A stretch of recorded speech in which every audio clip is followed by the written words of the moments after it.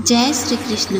दोस्तों, हम एक बार फिर से आप सभी का स्वागत करते हैं कृष्णा मोटिवेशन चैनल पर, जहां आप सुन रहे हैं श्रीमद् भगवद गीता की एक शानदार श्रृंखला जिसका नाम है भगवद गीता की सीख। और आज हम जानेंगे कि श्रीमद् भगवद गीता के 10वें अध्याय से क्या सीखा जा सकता है, और वो भी बहुत ही सरल भाषा और आसान से शब्दों में। दोस्तों, किसी ने क्या खूब कहा है, पूरी धरा भी अगर साथ दे तो कुछ और बात हो, तू जरा भी अगर साथ दे तो कुछ और बात हो। यूँ तो चलने को एक पाँव पर भी चल सकते हैं लोग, लेकिन दूसरा भी अगर साथ दे तो कुछ और बात हो। दोस्तों, भगवद गीता के अब तक के जितने भी अध्यायों का हमने वर्णन किया है, उनमें से यह अध्याय सबसे महत्वपूर्ण है, क्योंकि इसमें भगवान अपने रूप का मनमोहक वर्णन प्रस्तुत करते हैं, जिसे आपको बहुत ही ध्यान से और मन लगाकर सुनना चाहिए, क्योंकि इस अध्याय को सुनकर आपके मन में भगवान के प्रति भक्ति और प्रेम का संचार अवश्य होगा। श्रीमद् भगवद गीता के 9वें अध्याय में हमने जाना कि भगवान की परम महिमा क्या है। जब हम अलग अलग देवताओं की पूजा करते हैं तो उससे क्या होता है? क्या एक पापी भी भगवान की भक्ति कर सकता है? और मनुष्य जीवन का परम लक्ष्य क्या है? श्रीमद् भगवद गीता के 10वें अध्याय में हम जानेंगे कि क्या भगवान का कोई रूप होता है? भगवान कहाँ कहाँ और किस किस रूप में रहते हैं? क्या मनुष्य के लिए भगवान को पूरा जान पाना संभव भी है? तो चलिए दोस्तों, हम आपको ले चलते हैं श्रीमद् भगवद गीता के 10वें अध्याय के शिक्षाओं की इस अलौकिक यात्रा पर। श्रीमद् भगवद गीता अध्याय 10 विभूति योग। इस अध्याय के प्रारंभ में भगवान श्री कृष्ण अर्जुन से कहते हैं कि हे महाबाहु अर्जुन, अब आगे मेरे सभी दिव्य उपदेशों को पुनः सुनो, क्योंकि तुम मेरे प्रिय सखा हो और मुझसे प्रेम करते हो। इसलिए मैं तुम्हारे कल्याण के लिए तुम्हें इन्हें प्रकट करूँगा। इस श्लोक में भगवान श्री कृष्ण अर्जुन से कहते हैं कि जो मेरे परम रहस्य युक्त वचन हैं, उनको दोबारा सुनो।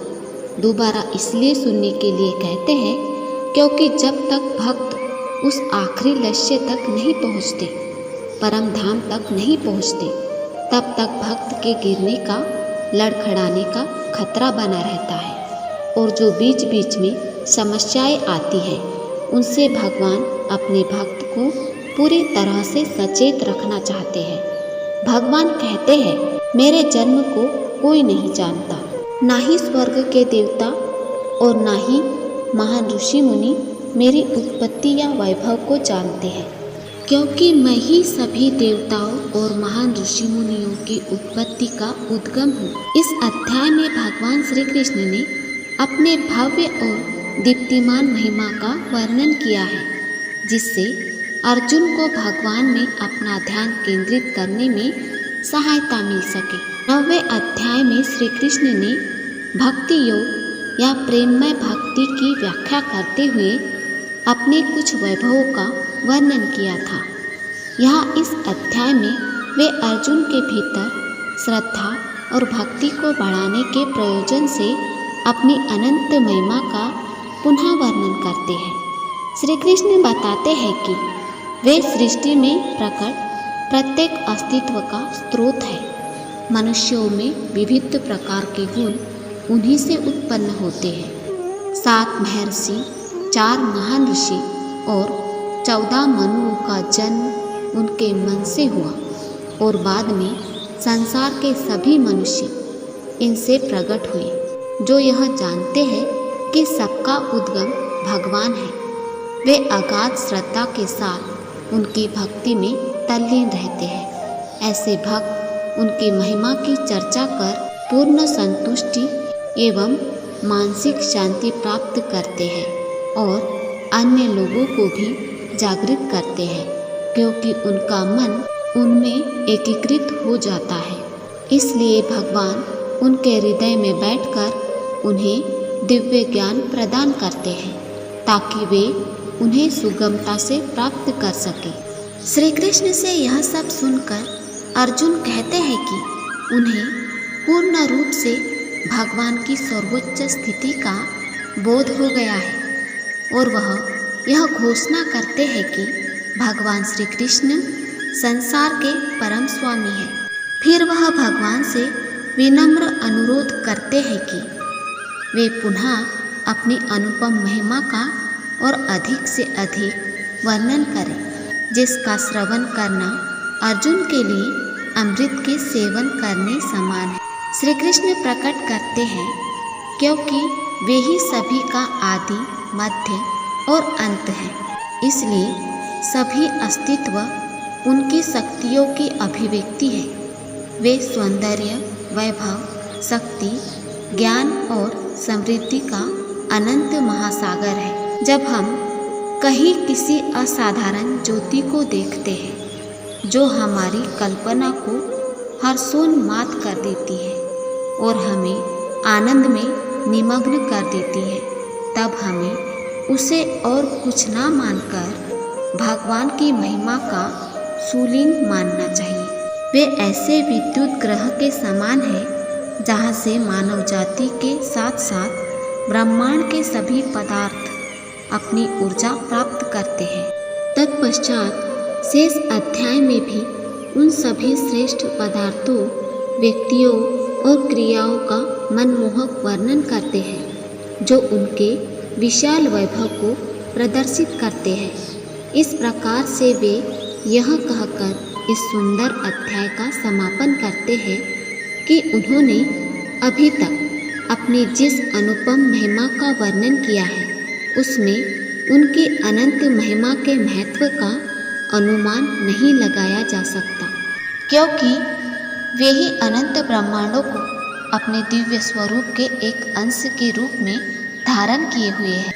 इसलिए हम मानवों को भगवान जो सभी प्रकार के वैभवों का स्रोत है, उन्हें ही अपनी आराधना का लक्ष्य मानना चाहिए। आगे भगवान कहते हैं कि वे जो मुझे अजन्मा, अनादि और समस्त ब्रह्मांडों के स्वामी के रूप में जानते हैं, मनुष्यों में केवल वही मोह रहित और समस्त बुराइयों से मुक्त हो जाते हैं। भगवान स्पष्ट करते हैं कि जो यह जानता है कि मैं कभी नहीं जन्म लेने वाला और कभी नहीं मरने वाला, वही सबसे बड़ा ज्ञानी है। श्री कृष्ण कहते हैं कि हे अर्जुन, जीवों में विविध प्रकार के गुण जैसे बुद्धि, ज्ञान, विचारों की स्पष्टता, क्षमा, सत्यता, इंद्रियों और मन पर नियंत्रण, सुख और दुख, जन्म मृत्यु, भय निडरता, अहिंसा क्षमता, तुष्टि तप, दान यश और अपयश केवल मुझसे ही उत्पन्न होते हैं। अर्थात सृष्टि के सभी भाव वास्तव में मैं ही तो हूँ। इस संसार में जहाँ जहाँ जिसकी भी पूजा होती है वहाँ वास्तव में मैं ही हूँ। जो लोग मुझ में मन और प्राणों को अर्पण करते हैं, उनके अज्ञान के अंधकार को मैं ही ज्ञान के उजाले से रोशन करता हूँ। इस पर अर्जुन बोले कि हे जनार्दन, कृपया मुझे पुनः अपनी दिव्य महिमा, वैभवों और अभिव्यक्तियों के संबंध में विस्तृत रूप से बताएं। मैं आपकी अमृत वाणी को सुनकर कभी तृप्त नहीं हो सकता। अर्जुन ने कहा, आप परम पुरुषोत्तम भगवान, परम धाम, परम शुद्ध अविनाशी भगवान, आदि पुरुष, अजन्मा तथा महानतम है। नारद, अशित, देवन और व्यास जैसे महान ऋषि मुनि इस सत्य की पुष्टि करते हैं और अब आप स्वयं भी मुझे यही बात बता रहे हैं। प्रभु, कृपया विस्तार पूर्वक मुझे अपने दिव्य ऐश्वर्यों से अवगत कराएं, जिनके द्वारा आप समस्त संसार में व्याप्त होकर उनमें रहते हैं। हे योग के परम स्वामी, मैं आपको ज़्यादा अच्छे से कैसे जान सकता हूँ और कैसे आपका मधुर चिंतन कर सकता हूँ। हे परम पुरुषोत्तम भगवान, अन अवस्था के दौरान मैं किन किन रूपों में आपका स्मरण कर सकता हूँ। हे कृष्ण, आपने जो अभी तक खुद के बारे में मुझे बताया है, उन सब बातों को तथा आपके द्वारा कहे गए सभी कथनों को पूर्णतया सत्य के रूप में मैं स्वीकार करता हूँ। आपकी बातें मेरा और ज़्यादा मन मोह रही है। हे परम प्रभु, ना तो देवता और ना ही असुर आपके वास्तविक स्वरूप को समझ सकते हैं। आप ही खुद को पूरी तरह से जानते हैं, लेकिन फिर भी मैं आपको किस तरह से जानूं? कृपया करके अपनी शक्तियों और महिमाओं के बारे में भी बताइए। इस पर आनंदमय भगवान श्री कृष्ण बोले कि हे अर्जुन, वैसे तो मेरे विस्तार का कोई अंत नहीं है, लेकिन फिर भी अब मैं तुम्हें अपनी दिव्य महिमा का संक्षिप्त वर्णन करूँगा। हे श्रेष्ठ कुरुवंशी, इस वर्णन का कहीं कोई अंत नहीं। मेरी जो भी जानकारी तुम्हारे लिए जानना जरूरी है, उसे मैं तुम्हें बताता हूँ। दोस्तों, इससे आगे भगवान अपनी अलौकिक और सुंदर महिमा का मनमोहक वर्णन सभी श्रेष्ठ पदार्थों, व्यक्तियों और क्रियाओं के माध्यम से करते हैं, जो उनके विशाल वैभव को प्रदर्शित करते हैं। इसे आप बहुत ही ध्यानपूर्वक सुने। श्री कृष्ण कहते हैं कि हे अर्जुन, मैं सभी जीवित प्राणियों के हृदय में स्थित हूँ। मैं ही समस्त जीवों का आदि, मध्य और अंत हूँ। मैं विष्णु हूँ। प्रकाशमान पदार्थों में मैं सूर्य और चंद्रमा हूँ। वेदों में सामवेद, देवताओं में स्वर्ग का राजा इंद्र हूँ। इंद्रियों के बीच में मन और जीवित प्राणियों के बीच चेतना। रुद्र में मुझे शंकर जानो। यक्षों में मैं कुबेर हूँ। वशुओं में मैं अग्नि हूँ और पर्वतों में मैं मेरु हूँ। हे अर्जुन, पुरोहितों में मुझे बृहस्पति जानो और सेना नायकों में मैं कार्तिकेय हूँ और सभी जलाशयों में मैं समुद्र हूँ। मैं महर्षियों में भृगु हूँ। ध्वनियों में दिव्य ओम हूँ। मुझे यज्ञों में जपने वाला पवित्र नाम समझो। अचल पदार्थों में मैं हिमालय हूँ। वृक्षों में मैं बरगद का वृक्ष हूँ और देव ऋषियों में मैं नारद हूँ। गंधों में मैं चित्ररथ हूँ। सिद्ध पुरुषों में मैं कपिल मुनि हूँ। अश्व में मुझे उच्च श्रवा समझो, जो अमृत के लिए समुद्र मंथन के समय प्रकट हुआ था। हाथियों में मुझे गर्वित ऐरावत समझो और मनुष्यों में मैं राजा हूँ। शस्त्रों में मैं ब्रज हूँ और गायों में कामधेनु हूँ। संतति के समस्त कारणों में मैं प्रेम का देवता कामदेव और सर्पों में वासुकी हूँ। जलचरों में वरुण हूँ। पितरों में ऐरमा हूँ और नियमों के नियामकों में मैं मृत्यु का देवता यमराज हूँ। दैत्यों में मैं प्रहलाद हूँ और दमनकर्ताओं में मैं काल हूँ। पशुओं में मुझे सिंह मानो और पक्षियों में मुझे गरुड़ जानो। पवित्र करने वालों में मैं वायु हूँ और शस्त्र चलाने वालों में मैं भगवान श्री राम हूँ। जलीय जीवों में मैं मगर और बहती नदियों में मैं गंगा हूँ।